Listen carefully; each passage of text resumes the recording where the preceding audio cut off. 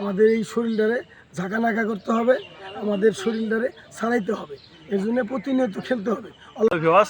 শুভ সকাল সবাইকে। দীর্ঘ 40 দিন পর আমরা মাঠে ফিরে আসলাম।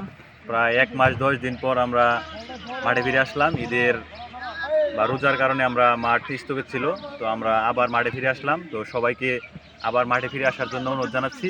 আমার ভিডিওটি ভালো লাগলে শেয়ার করবেন এবং আমার পেজে যারা নতুন সদস্য তারা পেজটি ফলো দিয়ে পাশে থাকবেন। তো আমরা আসেন আমাদের সেই প্লেয়ারগুলো দেখাই দেখি। তো প্রায় 40 দিন পর আমরা মাঠে ফিরে আসলাম। তো আমাদের যে বস, উনি 40 দিন পর আইছি।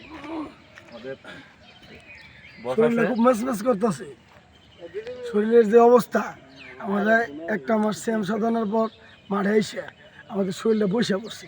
আমাদের এই শরীরটারে ঝাঁকানাকা করতে হবে, আমাদের শরীরটারে ছাড়াইতে হবে, এর জন্য প্রতিনিয়ত খেলতে হবে, অলসতা ভিতর থেকে বাদ দিতে হবে। সবাইকে আহ্বান জানাচ্ছি, তোমরা যারা মাঠে এখনো আসনি অতি শীঘ্রই তোমরা আগামীকাল ইনশাল্লাহ মাঠে ভরপুর হবে।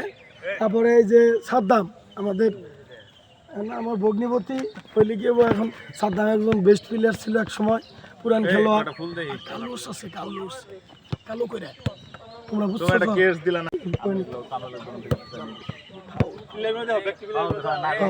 ওকে, ভেরি গুড, ফাইন আইসা বড় সবাই।